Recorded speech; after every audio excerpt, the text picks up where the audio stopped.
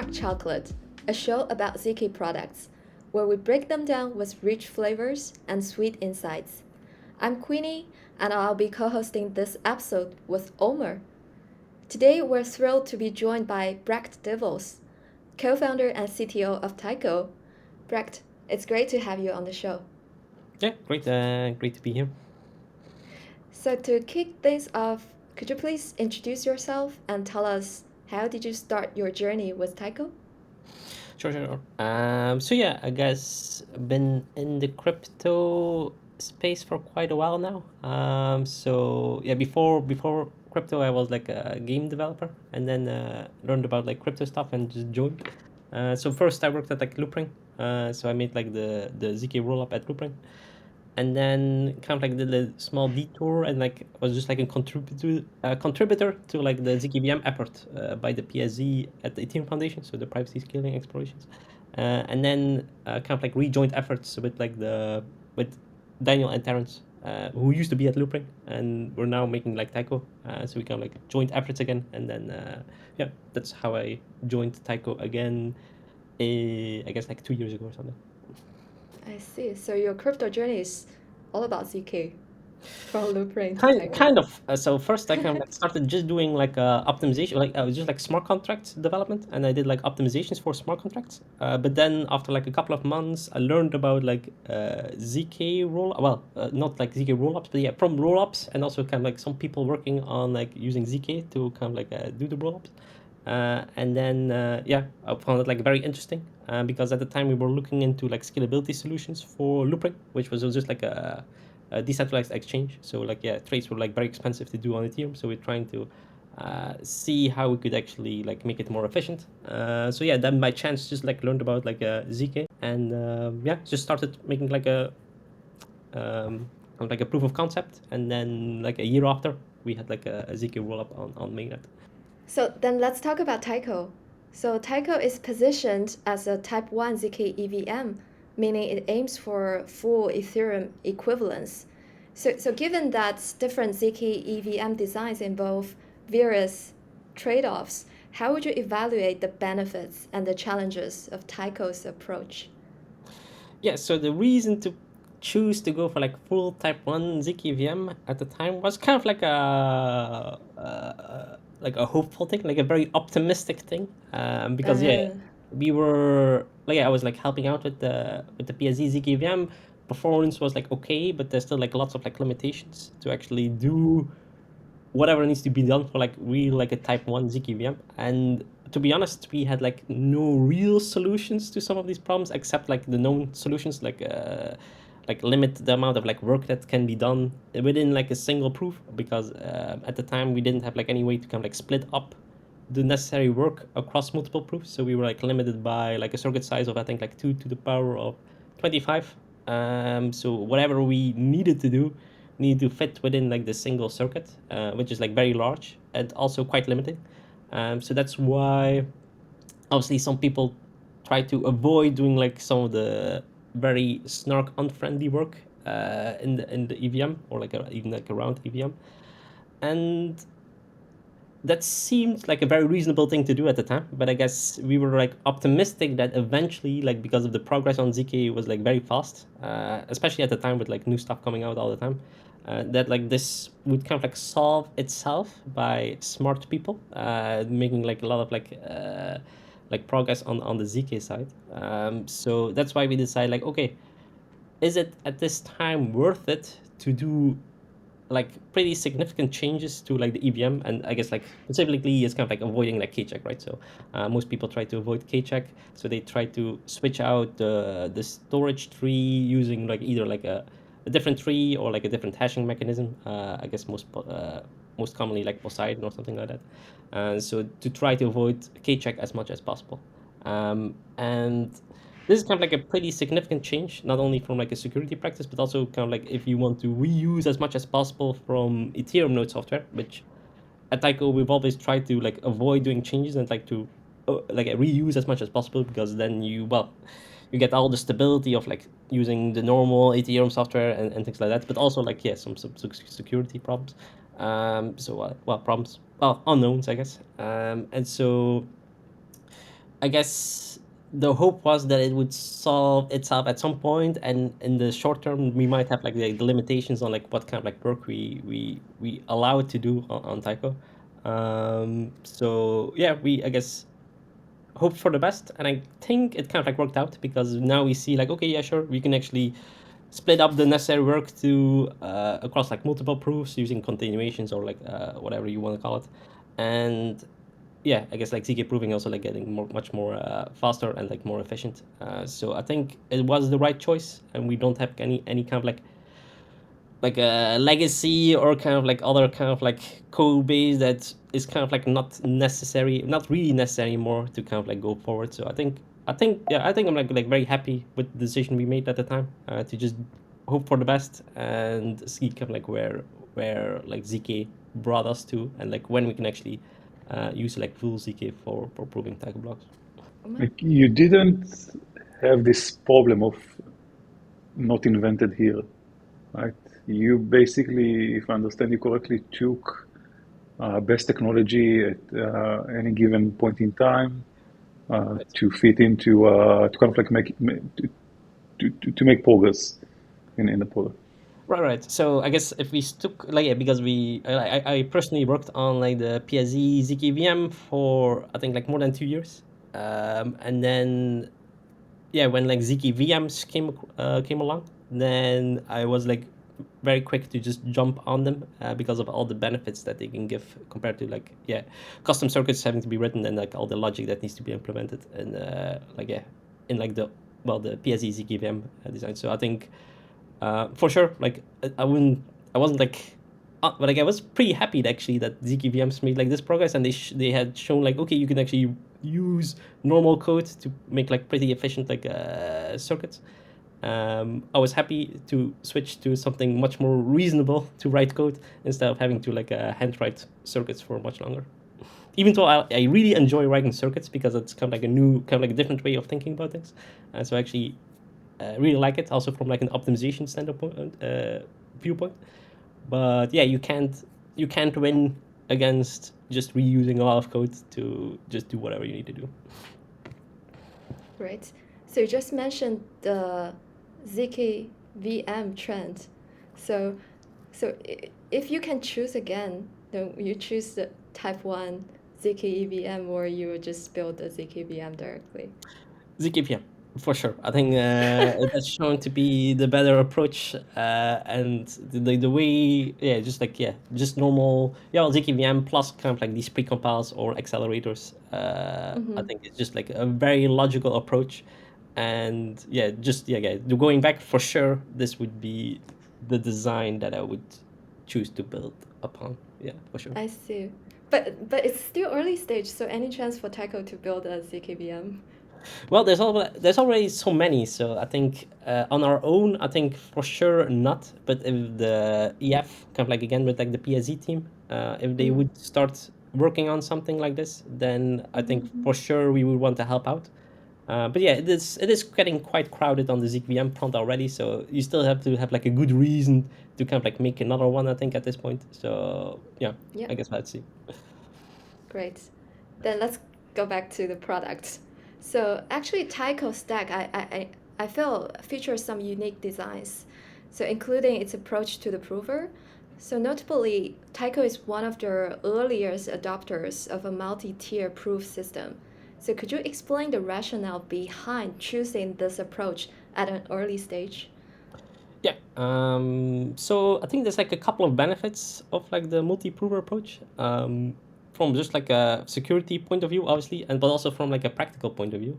So we kind of like started with the SGX proof. When was it? After first Zuzalu, because well, Justin Drake kind of like sold me on the idea at Zuzalu, and he said like, yeah, we have like this ETH research post to kind of like use SGX. I think you should look into it. Looked into it, and like yeah, it made like a lot of sense to me, to kind of like do this approach. That was also like still the time when we were still working on like the PSE ZKVM code base, so things were kind of like going quite slowly on that front. So, and the cool thing is then, like, if you have like multi-provers, you can actually work on those provers like in parallel. And I think like the nice thing about this is that even though it's not ideal, if you have at least like one proof ready, you can actually do well. You can say like, okay, we have like a real rollup with like a validity proof, and we can actually launch it on mainnet, which is actually what we did. So we actually just launched Taiko with just the SGX proof without the ZK proofs ready. I think that's kind of like a not ideal situation, because obviously you do want to have like the ZK proof there, but at least it allows us to kind of like make a roll up with some kind of like proving there, so we don't have to go well, not gonna want to say anything bad about optimism because I like them, but yeah, you don't have to go on like mainnet without any proving system there, which is nice, even though yeah, again, not ideal. But yeah, from like a security point of view, it also like just makes a lot of sense. Like you have like a couple of proofs you're working on in parallel, and then you just enable them on mainnet when they are ready. And obviously, having all the proofs there is best for security. But then yeah, some other considerations about like, okay, what if they are not matching, or there's some issues with them, or you have to have like an SGX CPU next to kind of like some kind of like ZK proof generation capabilities. So yeah, some extra problems there, but I think like in practice, probably like quite minimal. As in like they just like increase security the more you have, from my point of view. They also can increase costs, of course, because now you just have to verify both like a ZK proof plus an SGX proof. But the cool thing is that like verifying like these TE proofs can be like very efficient. So you can like verify like an SGX proof or another proof in like 20k gas, even something like that.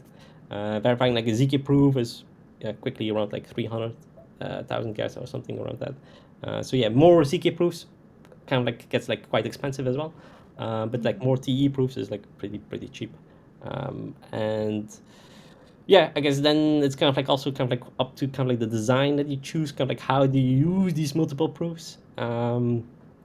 For From my point of view, yeah, it's always best to just have them all together. Yeah, you just have like, well, if you have like a bag of proofs that you have that you can like support, then it's always good, I think, to just to have like all of them being verified at the same time on chain, if that fits kind of like the cost profile again, right? So if you have like 3 different ZK proof systems, then like proving them all is will be roughly like a million gas, which is quite expensive and probably not worth it. So then you can do like, okay, maybe 1 or 2 out of 3 or something like that.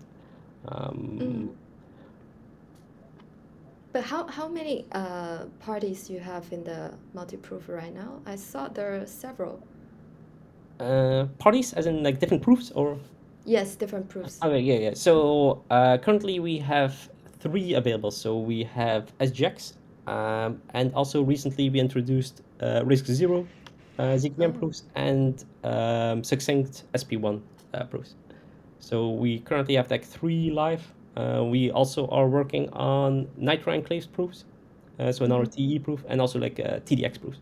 See, how to make sure the liveness, for example, like 2 out of the 3 proofs are accurate and then we can proceed, or like there's one proof that has some problem, then we need to hot the chain, or Right. So the current system is kind of like multiple tiers, as in like you can like we kind of like define like which one is like the more trustworthy one. So if you just have like SGX, then I guess the ZK proof would be able to override the SGX proof, or like it's kind of like SGX, then like a SGX plus like ZK, and then SGX plus ZK would be able to override just like that as SGX proof. And then finally, we still have kind of like the safeguard mechanism where if something goes wrong with any of the proofs, then we have something called like guardian provers, which can override any of the proving systems. So that's kind of like more of like a centralized kind of like a fallback mechanism where, okay, yeah, these proof systems are pretty new still, so we still kind of like want to make sure that if something goes wrong, we can still override it if necessary. but it's not something like Security Council.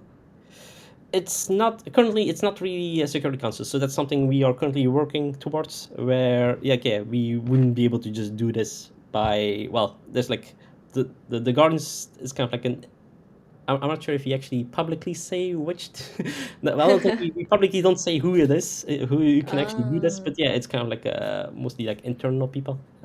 So yeah, we need like 5 out of 8 or something. I'm not sure about the Guardian proofs, but yeah, there is not like single party that can do it. It's just like a bunch of people that still need to collide if you want to kind of like collude with, if you want to actually do something bad at the chain. But yeah, it's not ideal, and yeah, Security Council external people should ideally also like help out with this. I see. Um, so what's the next milestone for the prover systems? Is decentralization a key focus?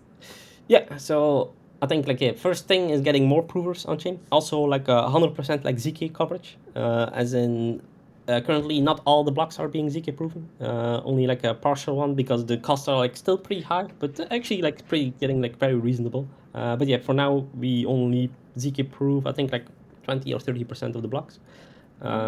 Then yeah, we have like Nitro Enclaves proofs coming and TDX. But then I think the most, well, for me, the most exciting one is kind of like the real-time proving, right? So that's also Yeah. something for, like, yeah, our next rollup that we're working on, Gwyneth, where kind of like this current multi-tier system kind of like doesn't work anymore, and because we need like, well, real-time proving, and we need like real-time settlement or whatever you want to call it. So yeah, I guess for the TE proofs, not that much of a deal because they are already like very fast. So we basically have like real time proving on that front. But then the ZK front is, well, I guess still also being hopeful again, where we hope that ZK proofs, like in roughly like I guess like 1 year, might be optimistic, who knows, where we can actually like generate like the ZK proofs in real time as well. So that will be like very exciting to see. And then yeah, I guess like I said, we cannot depend anymore on kind of like any kind of like delay or like fraud proof period because yeah, especially for if we want to do like synchronous composability with the L1, we need to have like, well, we have the real-time proof, but the real-time proof also needs to be verified immediately in the same L1 block where the block is being proposed. And so anything we do, like any proof, anything we kind of like do, like if we accept the proofs, then there's no going back, right? Because we say like, okay, this L2 block is being proposed. We verify the proofs that were given. If we say this is correct, we do immediate withdrawals. So we immediately give users or whoever, like we can just send money out of the bridge. And so we cannot revert that anymore. So there's like no going back. If we accept it, it is accepted, no going back from there. So that's also why we will need, like, yeah, the multi-tier system doesn't work anymore. We just have like a bunch of proofs that need to be verified immediately, and that's it. But also from like a security point of view, it's kind of like, okay, how can you make like a system that is still secure under these pretty heavy kind of like limitations, right? And so to be able to do something like that, we'll have kind of like an extra verify. Oh well, how do you call it? I had like a name for it. I don't know how it's called now. But there's like an extra contract that's kind of like a live bounty contract where like we have like all these proofs that will be available. We will require like a selection of these proofs for each block. But then people will be able to permissionally disable certain proofs if they can show that either they don't match with each other or well, the same proof can prove like multiple things at the same time, kind of like a completeness and soundness check on like with different proofs. So in like a permissionless way, people will be able to disable proof types you on our system, so they cannot be used to actually verify blocks anymore for us. So this kind of like allow bounty. So if somebody kind of like finds something that is, they will be immediately, they can show this something is incorrect. They get like a bounty directly without anybody else having to jump in from the Taiko team. So it's just like, yeah, the smart contract is there. If you find something great, you get money in return. And then if you disclose how you did it, then you will get more money in return because, yeah, you don't have to necessarily disclose how you actually exploited the system and you just use a smart contract.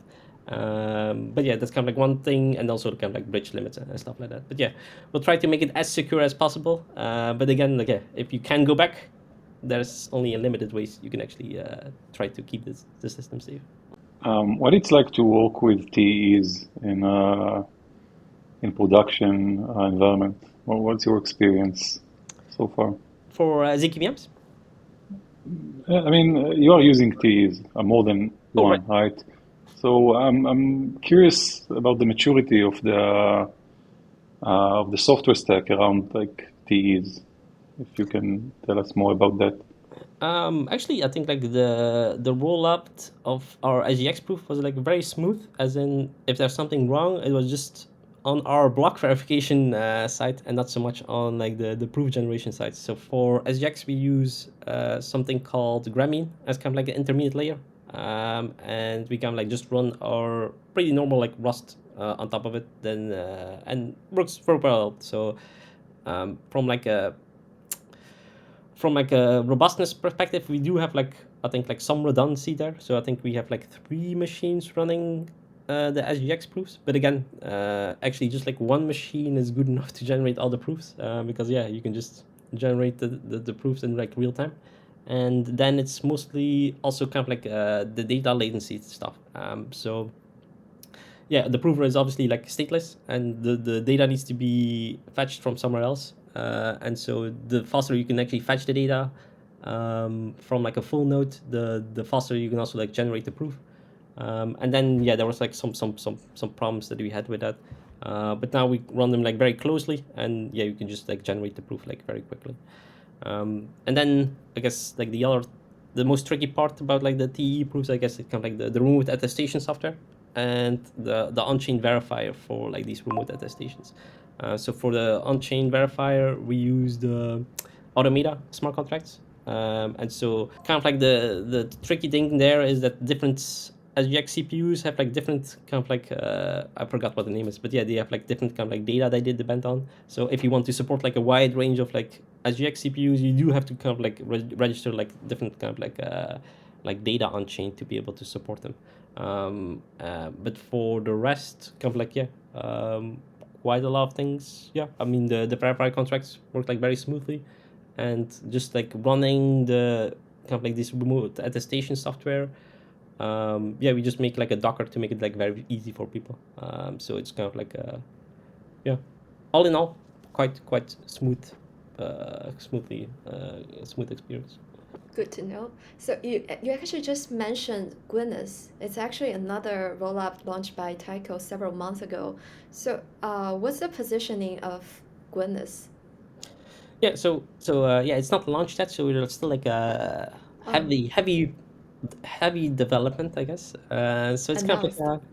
Yeah. so yeah, for Taiko, so Taiko is kind of like a base rollup, but in the end, like currently, we don't really take advantage that much of being like a base rollup, except some kind of like well more. I would also like more theoretical benefits, as in okay, yeah, we Yeah. have kind of like real time censorship resistance and like I guess Mm. the decentralization things that come with it. But in the end, yeah, we have kind of a lot of downsides and not a lot of upsides of being like a base rollup.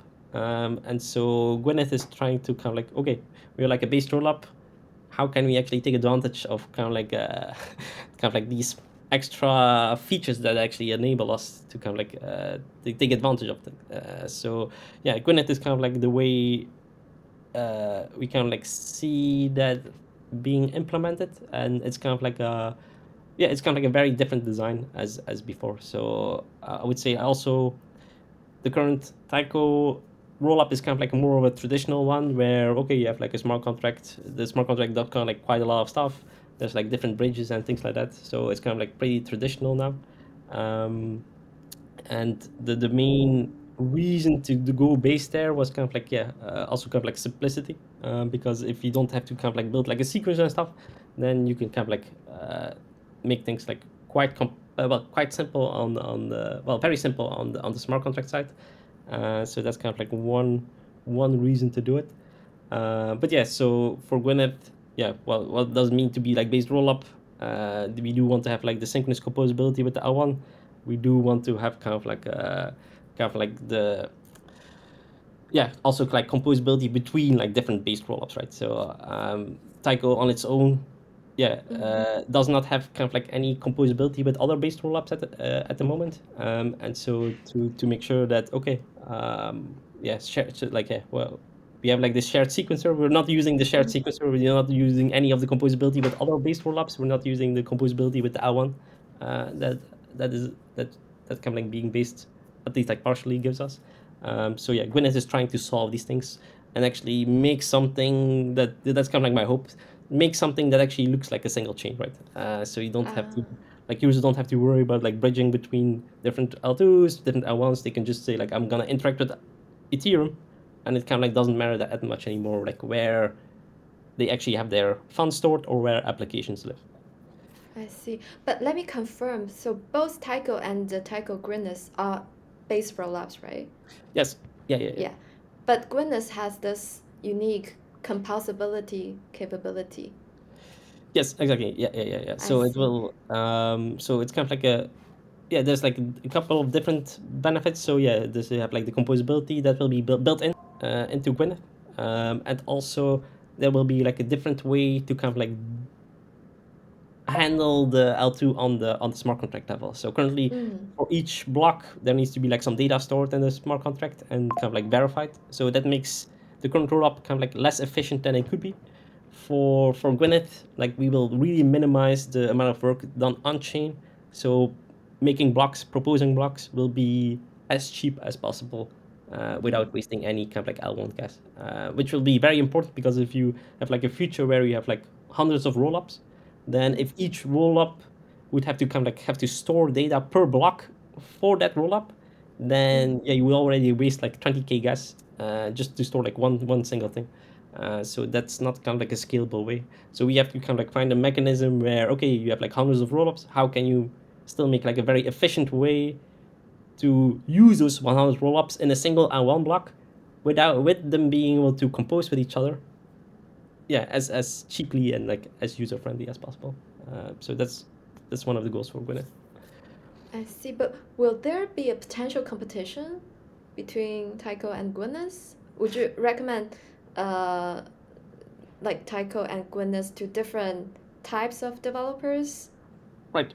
That's a very good question and like one without a clear answer because it will depend on like how the tech will kind of like evolve. So currently they do live next to each other, but of course like the minimal thing we will want to do is kind of like make them be able to compose like make them compose with each other, right? So either that's them still living apart and just having like the tools available to just do like a composability between them, or it's kind of like bringing Taiko inside Gwyneth, and then yeah, just like see it as kind of like a special roll up within the other Gwyneth L2s that will be there. So yeah, it depends like how it goes because the security assumptions for both will be quite different. As in currently Taiko does have like yeah the benefits of having kind of like a delayed settlement where there's like time to kind of like fix things, and there will be like the ZK proofs that will be available.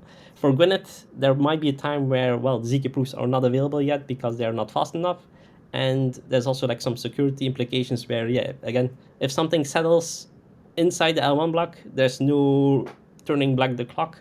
So if something goes wrong, something goes wrong, and we cannot fix it anymore. So yeah, at some point for sure Gwyneth will be the way to go, but in the meantime, while there's still like other technical limitations, yeah, they might still be like handled separately.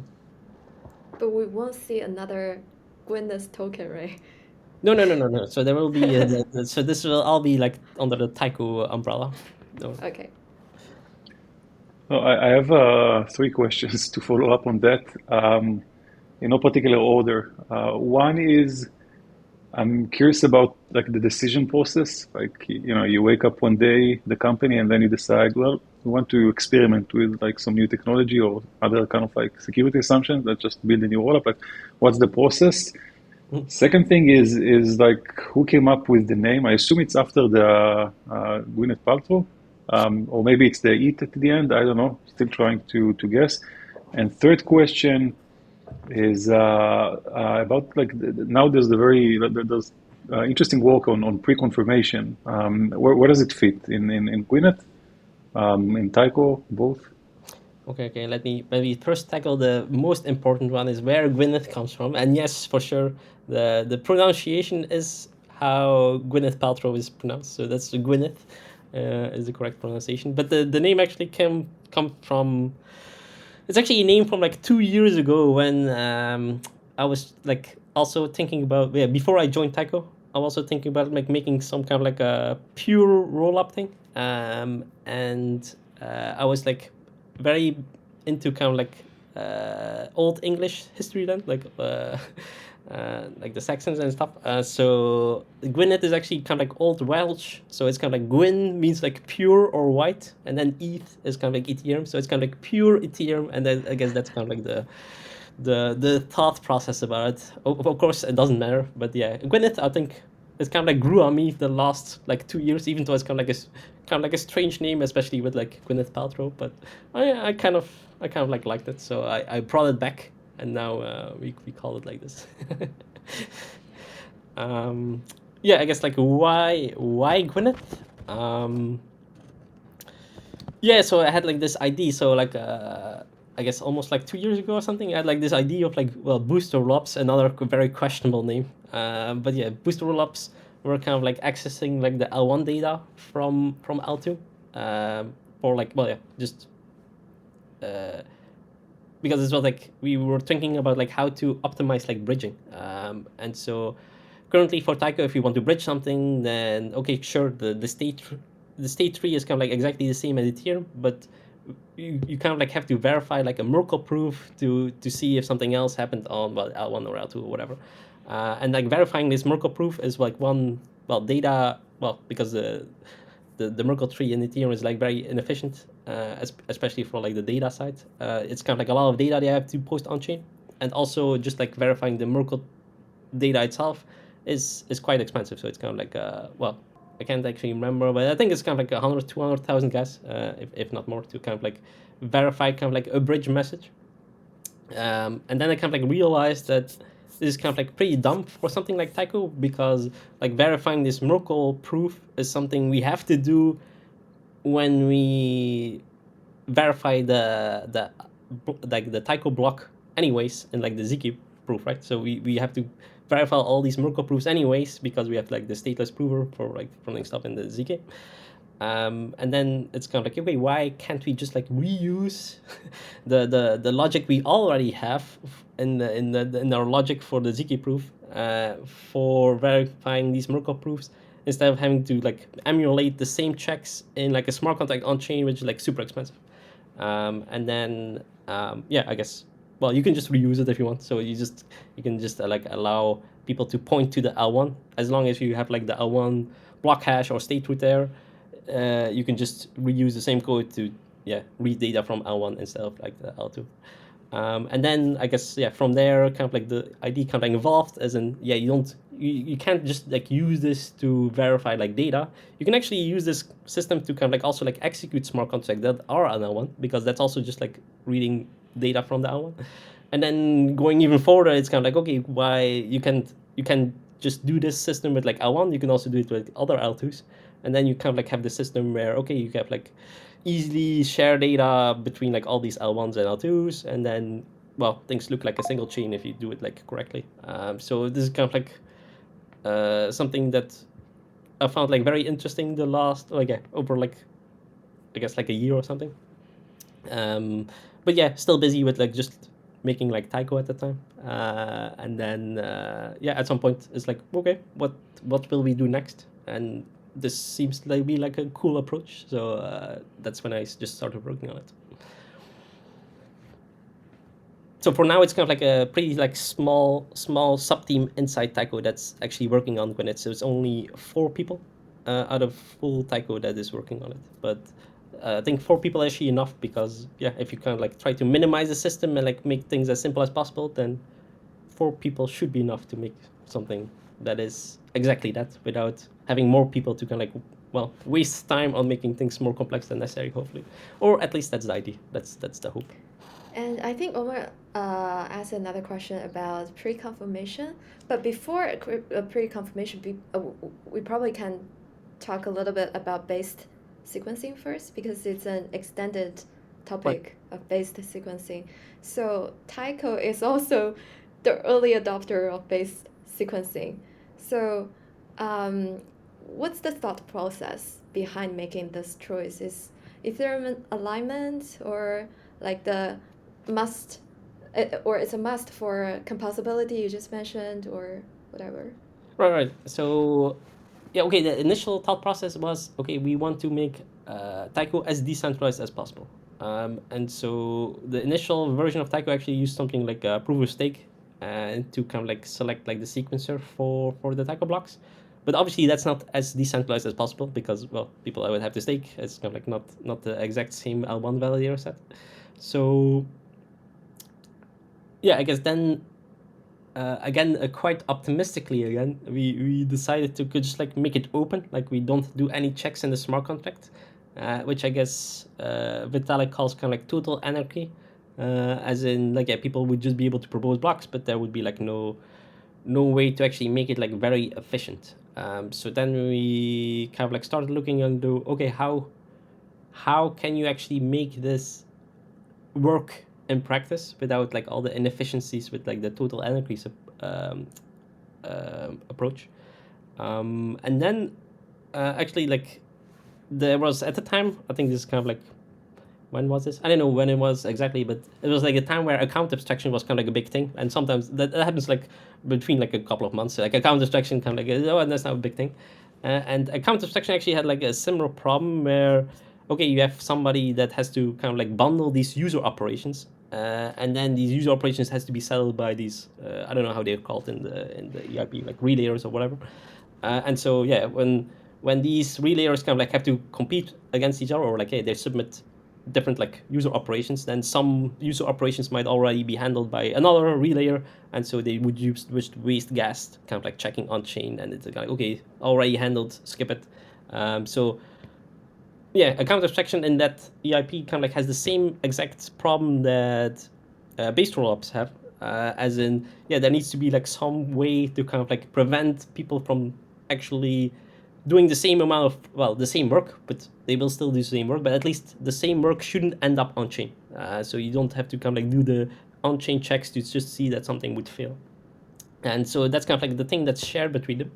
And then the thing that was kind of like discussed was kind of like okay, why do we need kind of like additional infrastructure for this? Because kind of like PBS, kind of like builder revert protection, actually gives you this feature already. So you can just say to Yeah. like an L1 builder, okay, only do this work if certain conditions are met. Otherwise, my transaction is like just like skip it, never like submit it on chain. And so this, yeah, exactly the same thing that we need for base rollups to say like, okay, if somebody else already proposed a block before me, yeah, just don't submit my transaction on chain anyway because I only want to build blocks on top of like known chain state because otherwise I don't know how many fees I will get. I don't know how the cost will be and stuff like that. So that's kind of like when I clicked like okay yeah well because at the time I wasn't even like looking into kind of like MEV stuff and like PBS stuff. I knew like very little about it, and it's like okay this is actually exactly what we also need. And then obviously like Justin Drake made like the East research post about okay based rollups are rollups that use like PBS to kind of like submit blocks and things like that. Yeah. So that's kind of like how it went there. So it was also kind of like hopeful, as in we didn't know exactly how to solve the problem, but it seems like it should be possible in some way. And then yeah, it turned out like yeah, you can actually just use.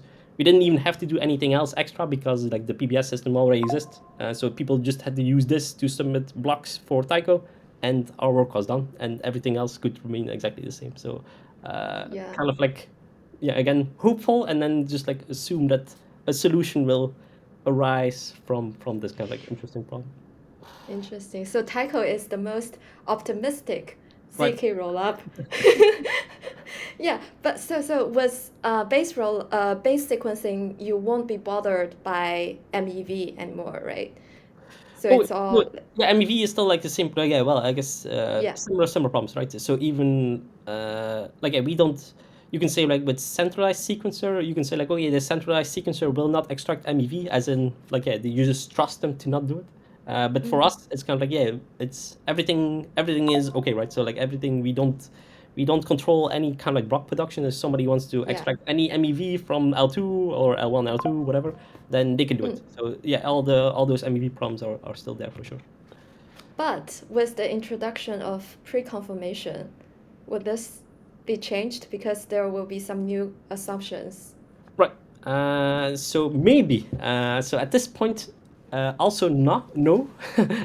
So it depends on kind of like how kind of like we limit the the block building process. So yeah, just to be clear, like the pre-confirmations. So currently we are limited about to the 12-second block times for Ethereum because there's no kind of like intermediate kind of like checkpoint system or whatever. So yeah, 12 seconds is quite long for people to wait on pre-confirmation, especially for L2 users that are used to having like much faster confirmations of their transactions. So that's where the based pre-confirmations come in, where we would be able to offer something similar to like centralized sequencer, but still depending on like the L1 validator, well, in most cases, to actually give these confirmations. So that will actually make us on par with like centralized sequencer or like close to it, which is nice. But like yeah, I guess the exact design for like the pre-confirmations depends on like if what does it actually solve, right? Because even giving a pre-confirmation is something that the pre-confirmer actually has to give to you, as in they want to give it to you.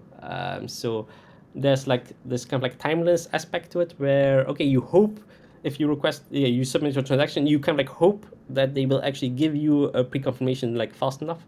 But they might also still like play games, right? Because pre-confirm also has like the interest of okay, I actually want to maximize the amount of money that I want to make using these transactions in a block. So if I can just collect a couple of transactions as long as possible and then reorder and like try to extract MEV from it, they might choose to do so. So that's still kind of like an unknown. So it's also depends on like okay, will this be like a fully permissionless system? It should be in the end, but maybe in the short term, maybe it won't be like fully permissionless. So we can actually depend on like these pre-confers acting in a good enough faith, as in they will give you a pre-confirmation as long as you do give like a reasonable tip.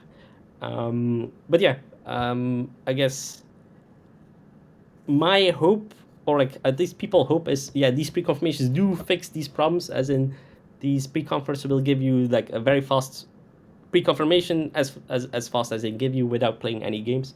And like one interesting approach I think for that is kind of like yeah, same thing as like Flashbots is doing. Like yeah, you can actually run the block building in like a TE, and these TEs can have like very strict requirements on like how these blocks need to be built or like how these transactions are included. It doesn't completely solve censorship resistance because they can just like play games with not accepting or like not letting this the TEE see your transaction.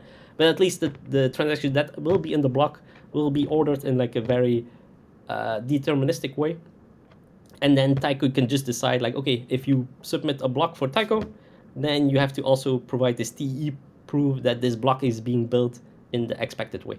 So there can be no extra games being played, well, limited amount of extra games being played on like the block building and MEV extraction level.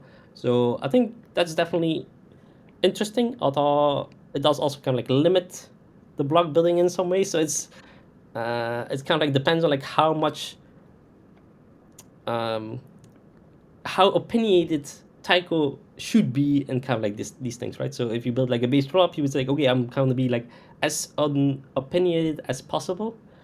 But if it actually provides users with something like useful or like some real benefits, then it's like okay, maybe doing like yeah, maybe like saying like okay, blocks needs to be built in this certain way, actually makes like a lot of sense. Although I'm kind of like not 100% on this, but I think it's likely a good thing. But Yes. yeah. So pre-confirmation is a multi-dimensional topic that's we can have a whole episode talking about this. Yeah, so just come back to base sequencing. So another thing is that you paid a lot for base sequencing. So Right. Taiko has the highest L1 rent to L2 fee ratio. Yeah, so I think that's well, of course, partially because of being a based rollup, as in, yeah, we need to settle blocks fast enough because we don't want people to wait like a minute before we actually sell something on Ethereum. So that's definitely one of them. I think now we kind of like average. Okay, I actually don't know like the least number. But yeah, we used to average around like one L2 block for each, for every two L1 blocks. So kind of like 20 seconds for like confirmation stamps. So yeah, that's definitely because we are based. So like there's limited aggregation possibilities because otherwise you would not actually submit the block, or somebody else could submit the block before you and get the profit. The other thing is again like the efficiency of the Taiko protocol itself for submitting blocks. So if proposing a block and proving a block would be more gas efficient, then the cost would also be like much lower. So for example, for Gwyneth, proposing and proving a block potentially be like 5 times to 10 times more gas efficient than the current Taiko protocol, which would also kind of like, well, largely solve kind of like the extra cost required to be based. But yeah, I guess because I don't see them as like being directly related. It's just like, okay, yeah, being based means submitting blocks more frequently. But if you reduce the cost of actually submitting a block, then yeah, being based or not, yeah, I guess it doesn't matter. It's just like an efficiency thing. And yeah, I think that's something that, yeah, I guess something that kind of like grew from like some extra like protocol complexity, and yeah, I guess now we know better ways to actually kind of like do these things. I guess lessons learned from the last 2 years. Great. So we've gained a comprehensive understanding of what you guys are building now. So let's take a moment to glance at the bigger picture for the future. So when we comparing the metrics from different rollups, Alt2Bit is often the go-to website. Are you also checking those metrics? Honestly, I don't check them that often, but I hear them from them. I hear about them Uh-huh. from the other team members. So yeah, they well, yeah, they are like very important metrics. Although like for me Yeah. less interesting because I mostly focus Ah, on the tech side of things. But yeah, I for sure, see. they are obviously like very important metrics. Yeah, for sure. So like something like achieving stage one or stage two is not something like was very high Oh, priority. oh yeah, yeah. No, I mostly mean like the TPS and like TVL metrics, because Oh. obviously, like yeah, we are doing like quite a lot of things to kind of like yeah make sure that the TPS and the TVL is up because well yeah it does look better and hopefully it actually results in people using the chain for like useful things and not just Mm. like it's like mining rewards, hopefully. But yeah, yeah, like stage one and stage two are yeah obviously like very important, but they also have like pretty specific rules on like what it means to be stage one or stage two, and I wouldn't say necessarily like a good thing for use. Well, I mean, obviously, like in the long term, there's a good things, but like in the short term, yeah, there's like risks of all like involved with like actually being like stage one or stage two, because yeah, if you have less control, then it also means that fixing something might be like much more difficult or it takes like a longer time, which is good if things don't go too wrong too quickly on your roll up, I guess. So I think there's like some trade off, and obviously like yeah, with Vitalik really pushing for roll ups to be like a stage one or stage two, and otherwise not mentioning them is kind of like a big thing. But still, first priority should be to be like responsible with like the security of your rollup. Uh, Mm. and in the short term, maybe that means still keeping more control than they allow. But yeah, for sure, stage one and stage one for sure is being like is on our roll up, and hopefully we'll get there in like 6 months. But also hope that nothing actually goes wrong and like the limitations it's put on us to actually fix things are like uh, yeah don't go bad or like yeah it doesn't result in bad things. Mm-hmm. Got it. And Ethereum Foundation just announced the snarkification roadmap. How does this affect Taiko's plan? I think it fits very nicely because yeah we always try to like minimize kind of like the Ethereum changes. So and also like now with like the focus on like the interruptibility, the composability, and like also like efficiencies, and yeah something else. Well, we have like Gwyneth, and then there's like this kind of like generalization that we're trying to build as well as kind of like a neutral layer, which will, when this releases, hopefully more technical information is available because I'm working on it. So I think we have like exactly the same goal, and I hope we can actually help reach that goal in like a way that doesn't require like too many protocol changes. So we can like okay, we can build all the necessary like tech to get there, which means like yeah, well the faster like ZKVM proofs or like yeah the auditing and like the all this kind of like stuff that you need to kind of like get this kind of like ideal chain where yeah again it's like Ethereum like that's also like one of the things that Vitalik mentioned is like, okay, you have like an L1 block, and basically all L2 blocks would settle in this L1 block, and you would prove everything together, and you have like one proof that you have to check. And that's exactly the same goal that I'm also trying to reach with like Gwyneth, and especially with like this generalized layer on top of it. And that would require like limited protocol changes, and I guess these things would take like a very long time to actually get in Ethereum. And so this could be like an intermediate like steps towards that goal that hopefully we can kind of like help towards it.